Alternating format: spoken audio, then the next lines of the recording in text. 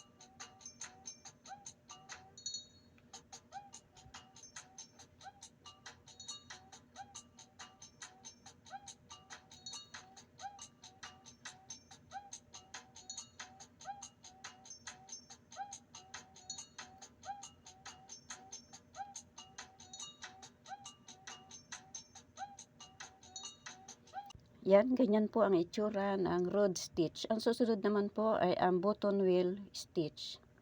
Ganito po gawin ang button wheel stitch. Bali, may drawing po diyan na korting bilog.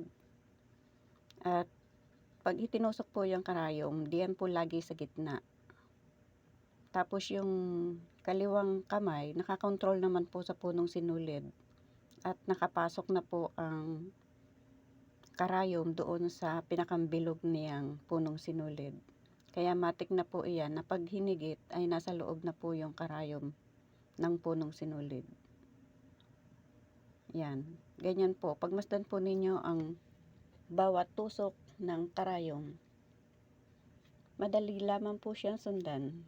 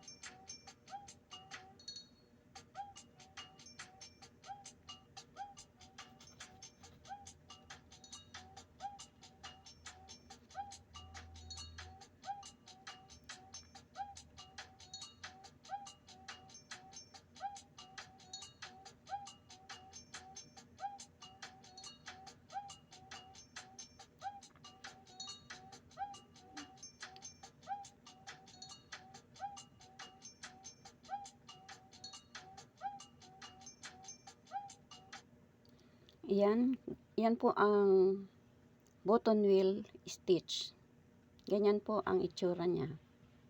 Ang susunod naman po ay ang web stitch. Ito po yung other variation ng web stitch. Ganito po siya gawin. Bale, yan, gagawa po muna ng ganyang tahi gamit ang kulay pink na sinulid. At pagkatapos po niyang pink na yan, ay ilalala po natin yung kulay itim na sinulid. Ayan, pagmasdan po ang bawat tusok ng karayom. Medyo hiwa-hiwalay po ang pagtusok niyan para makita po yung pagpasok naman ng kulay itim na sinulid. Ayan, salitan lang po ang gagawin sa pagpasok ng kulay itim na sinulid. Ayan, pagmasdan po ninyo ang bawat tusok ng karayom. Madali lamang po siyang sundan. Ayan, kulay itim na po ngayon ang ating ipapasok sa bawat tahi ng kulay pink. Ayan, tapusin lamang po hanggang sa matapos. Bali, isasalit-salitan lang po yan para mailala siya sa kulay pink.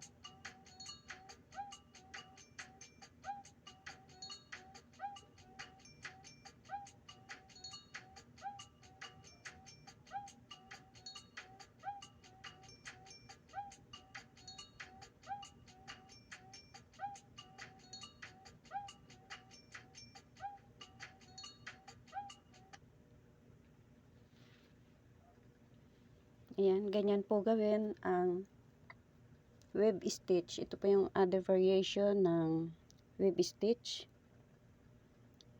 Ayan, sa mga hindi pa po naka-follow and subscribe, please follow and subscribe. Ayan, yan po ang itsura ng web stitch. Other variation. Thank you for watching.